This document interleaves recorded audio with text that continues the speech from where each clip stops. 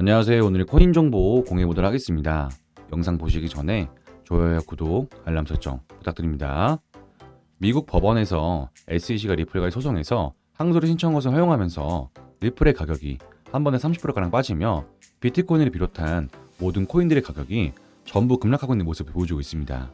이 같은 요인들 때문인지 비트코인의 가격이 2개월 만에 최저치를 기록하며 10억 달러가 청산됐고 계속된 박스권 행보세를 보였던 암호화폐 시장이 전부 하락세에 접어든 상황입니다. 이로 인해 현재 암호화폐 시장은 숏 포지션이 크게 증가하고 있으며 당분간 하락세가 계속해서 지속될 것으로 보고 있는데, 하지만 어쩌면 지금이 매수할 수 있는 마지막 기회가 될지도 모른다는 전망도 나오고 있어 앞으로의 시장 방향성이 어떻게 흘러갈지 또다시 미지수에 빠진 상황입니다.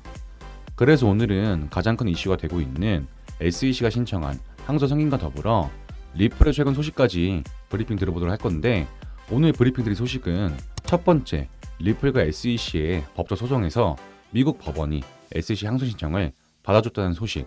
두 번째, 리플의 CTO가 소송과 관련하여 어떤 차별점이 있는지에 대해 밝힌 소식. 세 번째, 리플이 CBDC 혁신을 위해 마스터카드 프로그램에 참여했다는 소식. 이렇게 세 가지 소식들을 전해드리도록 하겠습니다. 브리핑 시작에 앞서서 저희 채널 영상 하단에 고정 댓글을 보시면 저희 크립토피아에서 무료로 운영하고 있는 카톡방과 텔레그램 방으로 들어오시는 링크가 있습니다. 저희 채널은 일체 유료 정보료 없이 저희 코인 투자자들끼리 정보를 교류하고 또 본인의 보유 코인이나 상담 역시도 도와드리고 있으니까 부담 없이 참여해서 같이 공유하며 유익한 소통 채널이 되고 있습니다. 많은 참여 부탁드립니다. 그럼 먼저 리플의 최근 소식부터 알아보겠습니다. 미국 법원에서 SEC가 신청한 중간 항소 요청을 승인했습니다. 내용을 자세히 알아보자면 지난 7월 13일 리플과 SEC 담당 판사 아날리사 토레스 판사는 XRP가 거래소에서 대중에게 판매될 때 증권이 아니라고 판결했지만 기관 투자자에게 판매된 것은 증권이라고 판결한 바 있었습니다. 하지만 SEC는 이 같은 판결을 완전히 인정하지 못하고 중간 항소를 신청하며 세간의 주목을 받았었는데, 이런 상황에서 토레스 판사는 8월 17일 SEC가 신청한 항소를 승인했습니다. 이 같은 판결이 나오면서 리플의 가격은 순식간에 30%가량 떨어졌고 많은 투자자들에게 공포가 안겨준 상황입니다. 하지만 미국 법에 따르면 중간 항소는 사건의 다른 측면이 아직 진행 중일 때 1심 법원의 판결에 항소하는 경우에 발생하며, 이 결정으로 SEC는 미국 제2순회 항소법원에 사건을 제기할 수 있는 허가를 요청하는 신청서를 추가로 제출할 수 있습니다. 하지만 리플은 이런 신청서에 대한 동의를 반대할 수 있는 권한이 있으며 리플과 SEC 모두 9월 1일까지 반대 문서를 제출해야 하며 SEC는 9월 8일까지 답변서를 제출해야 합니다.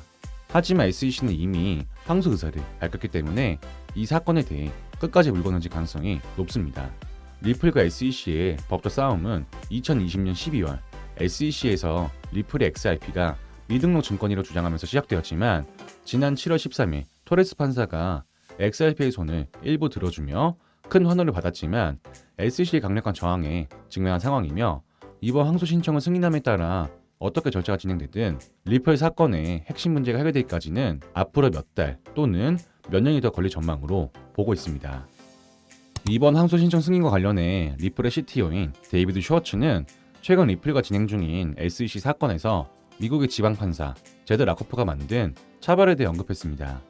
내용을 알아보자면 슈워츠는 미국 지방법원 판사 제드 라코프의 결정으로 인한 항소 가능성에 대한 추측에 대해 라코프 판사는 서로 다른 사실을 기반한 소송 단계를 명확히 차별점이 있기 때문에 구별해야 한다고 말했으며, 라코프 판사의 입장은 아날리스 토레스 판사의 판결과 완전히 다르다는 점을 크게 강조하고 있습니다. 테라폼 랩스에 대한 SEC 사건을 감독하는 라코프는 리플 사건에서 발생한 부분과 비슷하다며 리플이 미등록 증권이 아니라는 사실을 기각했는데, 리플과 테라폼 랩스 사건은 과정부터 다르며 완전히 다른 차별점을 가졌기 때문에 이 사건과는 비교할 수 없다는 의견과 함께 여전히 이 소송에서 리플이 유리하다는 입장을 강력하게 구축하는 입장을 내비치고 있습니다.